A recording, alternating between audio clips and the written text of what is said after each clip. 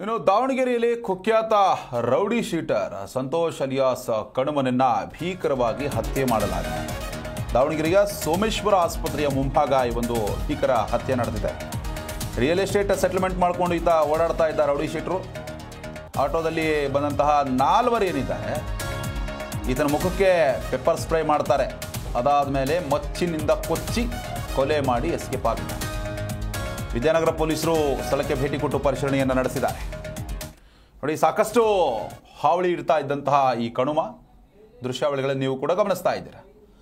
ಆತನ ಕುಟುಂಬಸ್ಥರಾಗಿರಬಹುದು, ಆತನ ಹಿಂಬಾಲಕರಾಗಿರಬಹುದು, ಏನೇನಿದ್ದಾರೆ ಅವರೆಲ್ಲರೂ ಕೂಡ ಈಗ ದುಃಖದಲ್ಲಿದ್ದಾರೆ. ನೋಡಿ, ರಿಯಲ್ ಎಸ್ಟೇಟ್ ಸೆಟಲ್ಮೆಂಟ್ಗಳು ಮಾಡೋದಾಗಿರಬಹುದು, ಅದೇ ರೀತಿಯಾಗಿ ಹವಾ ಮೇಂಟೈನ್ ಮಾಡುವಂಥದ್ದು ದೃಶ್ಯಾವಳಿಗಳನ್ನು ನೀವು ಕೂಡ ಗಮನಿಸ್ತಾ ಇದ್ದೀರಾ. ಯಾವ ರೀತಿಯಾಗಿ ಆತನ ಡೆಡ್ ಬಾಡಿ ಬಿದ್ದಿದೆ ಅಂತ 4 ಜನ ಈತನನ್ನು ಫಾಲೋ ಮಾಡ್ತಾರೆ. ಆಟೋದಲ್ಲಿ ಬಂದು ಕಣುಮ ಮುಖಕ್ಕೆ ಪೇಪರ್ ಸ್ಪ್ರೇ ಮಾಡ್ತಾರೆ. ಮೊದಲು ತಪ್ಪಿಸ್ಕೊಳ್ಳಬಾರ್ದು, ಎಲ್ಲೂ ಓಡಿ ಹೋಗಬಾರ್ದು, ಯಾರೂ ಕಾಣಬಾರ್ದು ಅಂತ ಆ ಲೆಕ್ಕಾಚಾರದಲ್ಲಿ. ಆಮೇಲೆ ತಂದಂತಹ ಮಾರಕಾಸ್ತ್ರಗಳಿಂದ ಈತನ ತಲೆ, ದೇಹದ ಭಾಗದ ಮೇಲೆ ಅಟ್ಯಾಕ್ ಮಾಡ್ತಾರೆ. ಕೊಚ್ಚಿ ಕೊಂದಿರುವಂಥದ್ದು. ಸ್ಥಳಕ್ಕೆ ಹಿರಿಯ ಪೊಲೀಸ್ ಅಧಿಕಾರಿಗಳು ಕೂಡ ಭೇಟಿಯನ್ನು ಕೊಟ್ಟಿದ್ದಾರೆ. ಇನ್ನು ಸೋಕೋ ಟೀಮ್ ಆಗಿರಬಹುದು, ಶ್ವಾನದಳ ಆಗಿರಬಹುದು, ಎಲ್ಲವೂ ಕೂಡ ಅಲ್ಲಿ ಭೇಟಿ ಕೊಡುತ್ತೆ. ಆಸ್ ಯೂಶುವಲ್ ಈ ರೀತಿಯಾದಂತಹ ಮರ್ಡರ್ಗಳಾದಂತಹ ಸಂದರ್ಭದಲ್ಲಿ ಏನೆಲ್ಲ ಪ್ರೊಸೀಜರ್ ಇರುತ್ತೆ ಅದರ ಪ್ರಕಾರನೇ ಮಾಡಬೇಕಾಗುತ್ತೆ. ಇನ್ನು ಯಾರ್ಯಾರ ಜೊತೆ ಈತ ದ್ವೇಷ ಕಟ್ಕೊಂಡಿದ್ದ, ಯಾರ್ಯಾರ ವಿರುದ್ಧವಾಗಿ ಈತ ಮಸಲತ್ ಮಾಡ್ತಾ ಇದ್ದ. ನೋಡಿ, ರೌಡಿಸಮ್ ಅಂದಮೇಲೆ ಇದು ಕಾಮನ್ನು, ಒಬ್ಬರ ಮೇಲೆ ಒಬ್ಬರು ಕತ್ತಿ ಮಸಿಯುವಂಥದ್ದು. ಆದರೆ ರೌಡಿಗಳು ಹೋಗುವಂಥದ್ದು ಕೊಲೆಯಲ್ಲೇ ಅವರ ಅಂತ್ಯ ಆಗುತ್ತೆ ಅನ್ನೋದು ಇಲ್ಲಿ ಗೊತ್ತಾಗ್ತಾ ಇದೆ. ಸದ್ಯಕ್ಕೆ ವಿದ್ಯಾನಗರ ಪೊಲೀಸರು ಸ್ಥಳಕ್ಕೆ ಭೇಟಿಯನ್ನು ಕೊಟ್ಟು ಪರಿಶೀಲನೆ ನಡೆಸಿದ್ದಾರೆ. ಹಿರಿಯ ಅಧಿಕಾರಿಗಳು ಕೂಡ ಭೇಟಿ ಕೊಡೋರಿದ್ದಾರೆ. ಒಟ್ಟಾರೆಯಾಗಿ ಕಣುಮ ಏನಿದ್ದಾನೆ ಅನೇಕ ವರ್ಷಗಳಿಂದಲೂ ಕೂಡ ದಾವಣಗೆರೆಯಲ್ಲಿ ಸಾಕಷ್ಟು ಹೆಸರು ಮಾಡಿದ್ದ. ಅಂದರೆ ಹೆಸರು ಮಾಡಿದ್ದ ಅಂತಂದರೆ ಈ ರೀತಿಯಾದಂತಹ ಆ್ಯಕ್ಟಿವಿಟೀಸ್ಗಳಿಂದ ರೌಡಿಸಮ್ ಮಾಡುವಂಥದ್ದು ಮತ್ತು ರಿಯಲ್ ಎಸ್ಟೇಟ್ ಬಿಸ್ನೆಸ್ನಲ್ಲಿ ತೊಡ್ಕೊಳ್ಳುವಂಥದ್ದು ಇವೆಲ್ಲವೂ ಕೂಡ ಮಾಡ್ತಾ ಇದ್ದ. ಸದ್ಯಕ್ಕಂತೂ ಆತನನ್ನು ಕೊಚ್ಚಿ ಕೊಲೆ ಮಾಡಲಾಗಿದೆ. ಪ್ರಕರಣವನ್ನು ಕೂಡ ಅಧಿಕಾರಿಗಳು ದಾಖಲು ಮಾಡಿಕೊಂಡಿದ್ದಾರೆ. ಇನ್ನು ಏನೆಲ್ಲ ಸ್ಟೇಟ್ಮೆಂಟ್ಗಳು ಅಂತಂದರೆ ಅವ್ರ ಕುಟುಂಬಸ್ಥರು ಏನು ಹೇಳ್ತಾರೆ, ಯಾರ ಜೊತೆ ದ್ವೇಷ ಇತ್ತು, ಎಷ್ಟು ದಿವಸದಿಂದ ಸ್ಕೆಚ್ ಹಾಕಿದ್ರು, ಇವೆಲ್ಲವೂ ಕೂಡ ಪರಿಶೀಲನೆ ಮಾಡಬೇಕಾಗತ್ತೆ. ಅದಾದಮೇಲೆ ಆರೋಪಿಗಳ ಬಂಧನ ಕೂಡ ಆಗೇ ಆಗುತ್ತೆ. ಇನ್ನು ಬೇರೆ ಊರಿನವ್ರು ಯಾರಾದರೂ ಬಂದು ಈ ರೀತಿ ಅಟ್ಯಾಕ್ ಮಾಡಿದ್ರಾ, ಅಥವಾ ಯಾರಾದರೂ ಸುಪಾರಿ ಕೊಟ್ಟಿದ್ರಾ, ಅಥವಾ ಈತನ ವೈಯಕ್ತಿಕ ದ್ವೇಷ ಇತ್ತಾ, ಇವೆಲ್ಲವೂ ಕೂಡ ಇಲ್ಲಿ ಕನ್ಸಿಡರ್ ಆಗುತ್ತೆ. ಸದ್ಯ ವಿದ್ಯಾನಗರ ಪೊಲೀಸರು ಪ್ರಕರಣವನ್ನು ದಾಖಲು ಮಾಡಿಕೊಂಡಿದ್ದಾರೆ. ಕಣುಮ ಕೊಲೆ ಪ್ರಕರಣಕ್ಕೆ ಸಂಬಂಧಪಟ್ಟಂತೆ ಆರೋಪಿಗಳಿಗೂ ಕೂಡ ಬಲೆ ಬೀಸಿದ್ದಾರೆ. ನನ್ನ ಜಾಗ ಇದು ಯಾರೇನಿಲ್ಲ, ನಾವು ಇದಕ್ಕೆ ಜಾಗ ಮಾಡ್ಕೊಟ್ಟಿಲ್ಲ, ಮಾಡಿಕೊಟ್ಟಿಲ್ಲ.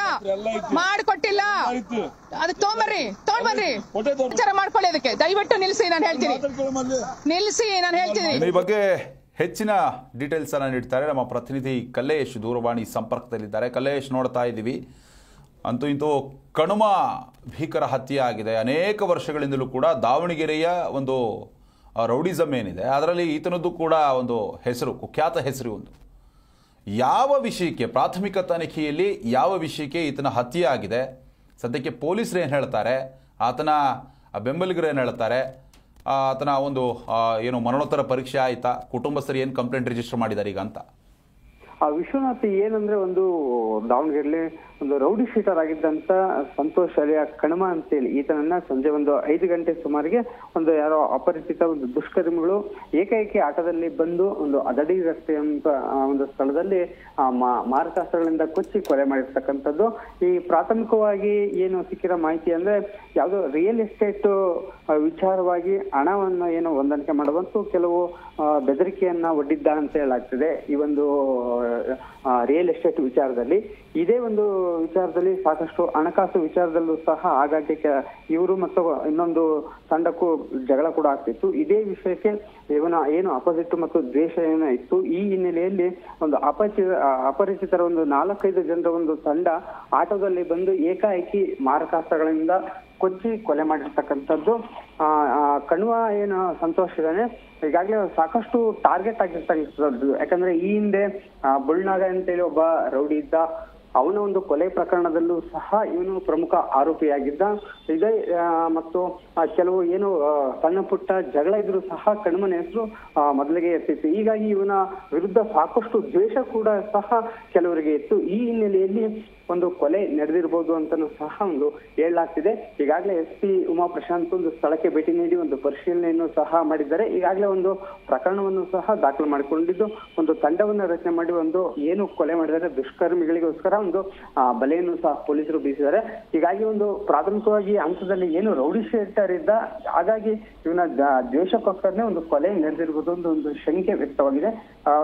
ಮುಂದಿನ ದಿನಗಳಲ್ಲಿ ಏನಂದ್ರೆ ಪೊಲೀಸರು ತನಿಖೆ ನಡೆದ ತಕ್ಷಣ ಸತ್ಯಾಸತ್ಯತೆ ಯಾರು ಕೊಲೆ ಮಾಡಿದ್ದಾರೆ ಮತ್ತು ಯಾವ ಉದ್ದೇಶಕ್ಕೆ ಎಂದು ಗೊತ್ತಾಗಲಿದೆ. ವಿಶ್ವನಾಥ್, ಧನ್ಯವಾದ ಕಲ್ಲೇಶ್ ನಮ್ಮೆಲ್ಲ ಡೀಟೇಲ್ಸ್ಗಾಗಿ.